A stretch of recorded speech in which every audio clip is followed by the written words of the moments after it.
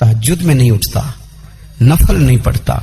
ओ मेरी मिल्लत के जवानों, मजा नहीं आ जाता जब सारी दुनिया सोई हो, सारी दुनिया, और बिस्तर भी गर्म हो और नींद भी पूरा गलबा कर रही हो, और अचानक घंटी बजे दिमाग में, आंख खुले, घड़ी पे नजर पड़े, 3:30-4 बजे का पैगाम घड़ी बताए, और कोई चढ़ती जवानी वाला उठ के वुजू करे, और जब वो मुसल्ला खोल के बिछाए तो मदीने वाले महबूब कहते हैं कि हर नमाज पे रब सवाब देता है, और जो उठ के तहज्जुद की नमाज पढ़े उसे देख के तो रब मुस्कुराता है।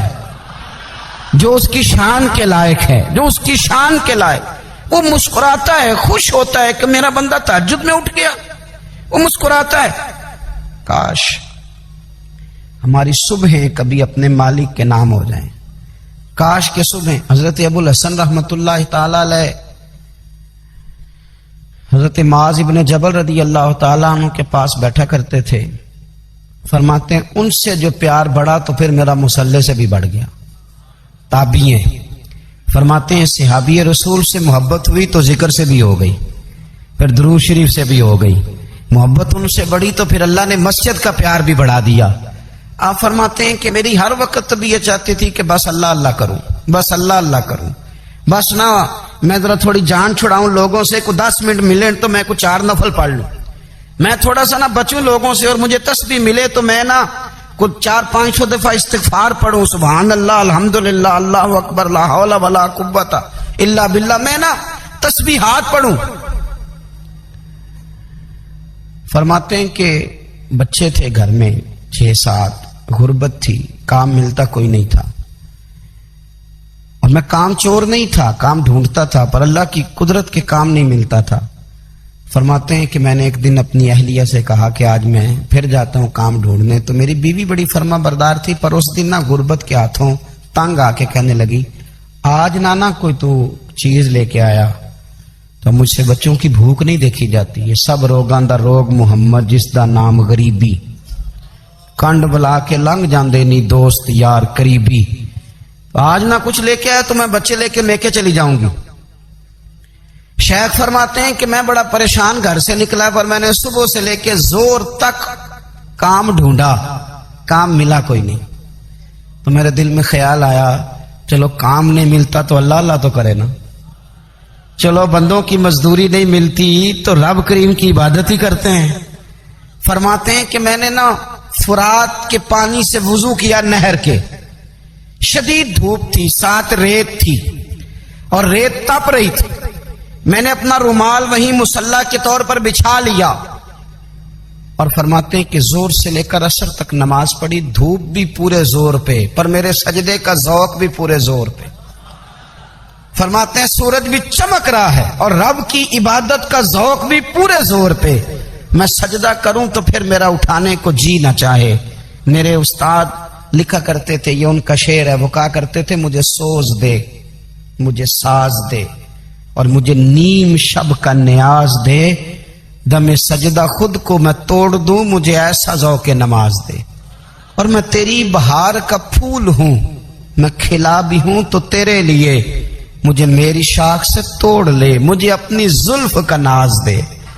भाई फरमाते हैं कि असर तक मैंने नफल पढ़े, दिल ढलने लगा, असर की नमाज पढ़ी और मैं वहां से चला। अब मैं जब निकलने लगा तो दिल में ख्याल आया कि छोटी छोटी दीवारें हैं घर की, बगैर कुछ लिए जाऊंगा तो बीवी दूर से देखेगी तो शोर करेगी कि फिर खाली हाथ आ गया है। कहते मैंने अपने उसी रुमाल में जिस पे मैंने नमाज पढ़ी थी ना, रुमाल में की आखिर दे पंजाबी ज साफा, कहते हैं उसी में ना मैंने कुछ रेत भर ली कि वो दूर से देखेगी तो समझेगी कुछ लेके आया है, चलो जाके उसे बता दूंगा कि आज फिर मजदूरी नहीं मिली। कहते हैं वो रेत लेकर जब मैं घर में गया तो पहले बीवी दरवाजे पे खड़ी होती थी, पूछती थी खाली हाथ आ गए हो, आज मैंने देखा तो है ही कोई नहीं। फरमाते मैं अंदर दाखिल हुआ, सलाम लिए, कोने में मैंने वो रुमाल रख दिया और मैंने आवाज दी कि भली मानस कहाँ हो, तो वो कहने लगी आप मुंह हाथ धो ले, मैं रोटी लेके आई। मैंने कहा रोटी कहां से आ गई, यहां तो कई दिनों के फाके, तो कई दिनों की गुर्बत है, یہاں تو اس گھر میں تو فقیری ہے. فرماتے ہیں کہ وہ روٹی لے کے آئی اور اس وقت کی جو موجودہ نعمتیں تھیں، سمجھ لیں سلاد، اچار، ہر چیز ساتھ لائی. میں نے کہا کہ بچے کہاں گئے؟ کہنے لگی وہ کھانا کھا کے کھیلنے گئے، آپ کھانا کھا لیں آ جاتے. کھانا اس نے چن لیا. میں نے حیرت انگیز لہجے میں ساری نعمتیں اپنے دسترخوان پہ دیکھ کر کے بیوی سے پوچھا یہ کہاں سے آیا کھانا؟ بچوں کو تو نے کہاں سے کھانا کھلایا؟ یہ سارا کچھ کیسا ہے؟ تو کہنے لگی پتہ نہیں آج آپ کس کریم کی مزدوری کرنے چلے گئے تھے، پتہ نہیں کس کریم کی. میرے گھر میں تو اتنی نعمتیں آئی ہیں کہ مجھ سے سنبھالی نہیں جا رہی. اتنا اناج ہے، اتنا گندم ہے، کس کریم کے دروازے آج چلے گئے تھے؟ یہ کہتے کہتے وہ اٹھی اور اٹھ کر کے کہنے لگی پہلے بڑا کچھ آیا تھا، اب کیا لے آئے ہو؟ اور جا کر کے نا اس نے وہ ریت والا رومال کھولا. کہنے لگے میں تو لے کے آیا تھا ریت، تو میرے رب نے اسے بھی سونے اور ہیرے بنا دیا تھا. جب آپ کی توجہ اللہ کی جانب، میرے نبی پاک صلی اللہ تعالی علیہ وسلم نے فرمایا ہر چیز اپنے رب سے مانگ، ہر چیز مانگ، ہر چیز مانگ. یا رسول اللہ کیا کچھ؟ میرے محبوب نے فرمایا تیرے گھر میں نمک بھی ختم ہو جائے تو وہ بھی اپنے رب سے مانگا کر. تو مانگنا وہ تجھے دے گا، تو اس کی بارگاہ میں کشکول طلب دراز تو کرنا. اور ترمذی شریف میں عجیب لفظ ہے، رسول کائنات نے فرمایا، رب کریم فرماتا ہے جب میرا بندہ ہاتھ اٹھاتا ہے نا تو مجھے حیا آتی ہے کہ میں خالی کیسے لوٹا دوں اس کے. اتنے بڑے بادشاہ کی بارگاہ میں. او بھائی، لوگوں سے عزتیں تلاش کرتے ہو تو وہ کیا تمہیں عزت دیں گے؟ وہ تو کل اچھا کہتے ہیں، پرسوں برا کہنے لگ جاتے ہیں. لوگوں کے سامنے گڈ بک میں آنا چاہو گے تو وہ تو سویرے تمہارے بارے میں کچھ کہیں گے، شام کچھ اور کہیں گے. اپنی روحانی زندگی آباد کریں، اپنے مسلح کو وقت دیں، اور دنیا سے چھپ کر اس موبائل کو بند کر کے اور اپنے آپ سے بھی چھپ کے اور تنہا ہو کے چھپا کے سارا کچھ اپنے آنسو اپنے رب کی بارگاہ میں پیش کریں، اس کے حضور حاضری دیں. سنو نا ترمذی کی حدیث، اور اسے یاد رکھنا. نبی پاک علیہ السلام نے فرمایا اپنے دکھ لوگوں کے سامنے نہ بیان کرنا، سیٹھوں نوابوں کو نہ بتاتے پھرنا، دنیا داروں کے سامنے جا کے نہ رونا کہ میں تکلیف میں ہوں. فرمایا اگر دنیا داروں کو دکھ بتاؤ گے رب تمہیں کبھی غنی نہیں کرے گا. اور لوگ ہیں کہ الٹا مذاق اڑائیں گے. آپ کی جس سے بڑی پکی یاری ہے نا، پکی، وہ تب تک پکی ہے جب تک آپ نے 50,000 مانگا نہیں.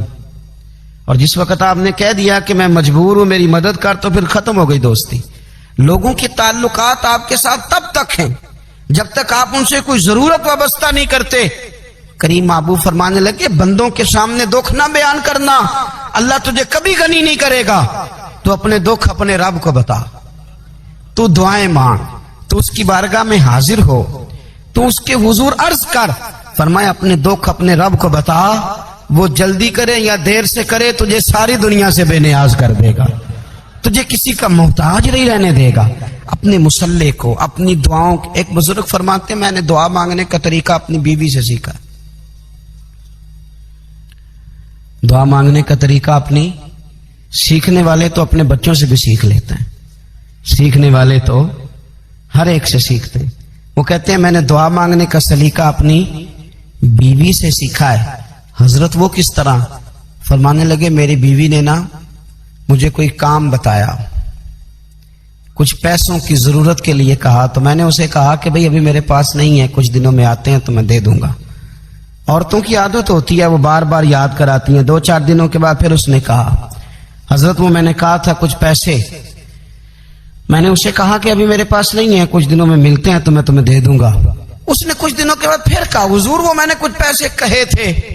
فرماتے میں نے ڈانٹ دیا، میں نے کہا کہ کیا تو روز مجھے شرمندہ کرتی ہے، کہا نا میرے پاس نہیں ہے، ہوں گے تو دے دوں گا، تو روز یاد کراتی ہے.